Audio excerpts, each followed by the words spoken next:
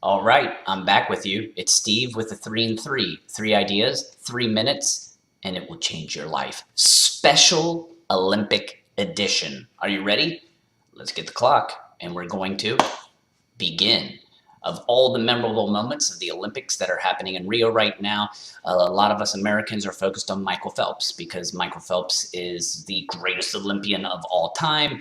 And best meme to emerge out of that was the Michael Phelps as Anakin Skywalker looking angry meme. And I don't know if you know exactly what was behind that, but South African swimmer Chad Locus, who had been a rival of Phelps, had actually talked smack about him previously years ago.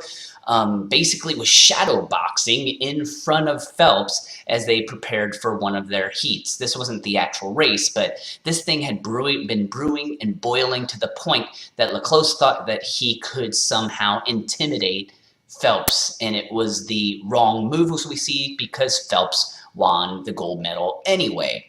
So what does that have to do with you and I, just from being able to look at Michael Phelps looking evil and sinister like he's going to kill young Jedi? Here's the point, is that Phelps had, number two, this concept of an internal locus of control. The locus of control is a personality psychological term developed in the 1950s by Julian Rotter.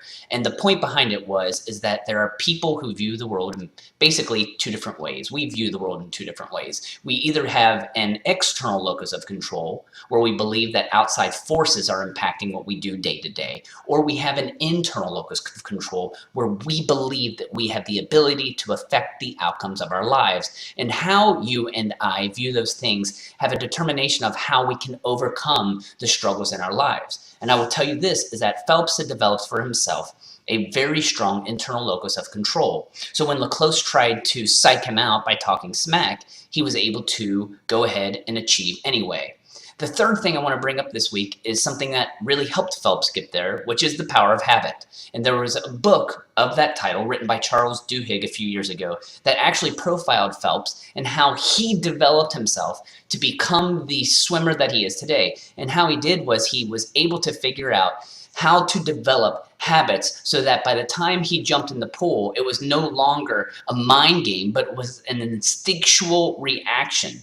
He wasn't thinking about swimming, but he would do it automatically and do the little things that were important for him to guarantee his success. And that, friends, is how you and I need to look at life. First, we need to understand that we have the ability to impact our outcome. Even as a person of faith, even though I believe in a God creator, I believe that he's bestowed on us the opportunity to achieve through our successes if we really believe that we have that opportunity to do so. And then in order to form those, we have to develop the habits, those habits that make us successful. So how do you view control in your life, and what habits are you forming to make yourself successful?